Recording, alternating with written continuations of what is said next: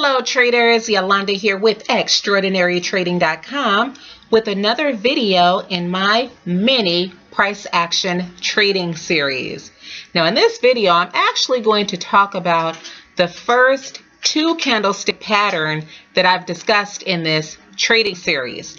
Thus far, I've only talked about single candlestick patterns, all right?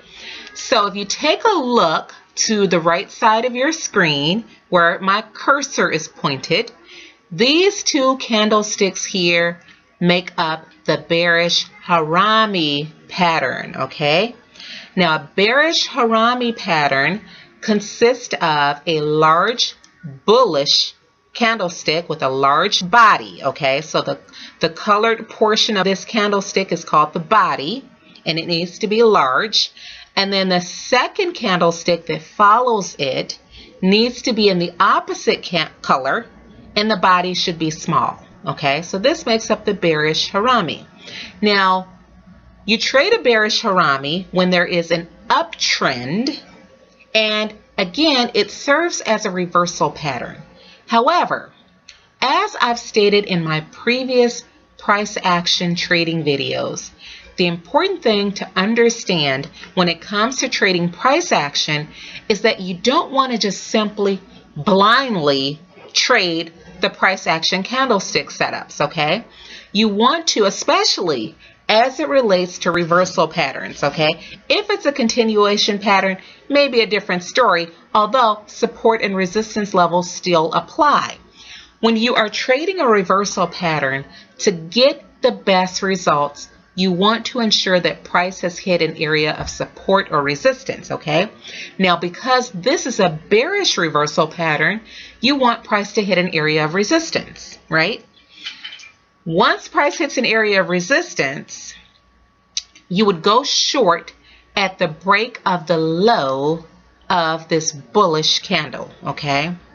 Now, another way in which you could enter the trade would be to wait until price breaks the low of the bullish candle and then retraces back into the range of this candlestick pattern. I love it when I get a pullback to about the 50% level, because then I can place my stop loss above here and I've got a great risk to reward ratio on that trade. However, as I've stated in previous videos, you don't always get that pullback. So you have to weigh the pros and cons as to whether or not you want to wait and try to get an entry at a better price, or to simply get into the trade and manage your risk based on the size of your position, right?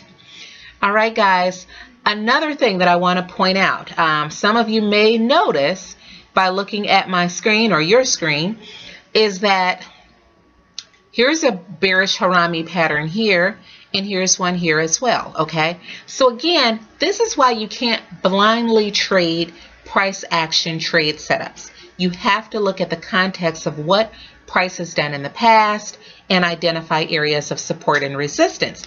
Because, as I've stated previously, many candlestick patterns only work about 50 to 55% of the time unless you combine them with an area of support and resistance, and then you've got a really powerful setup, especially as it applies to reversal patterns, which in this case we're talking about a reversal pattern.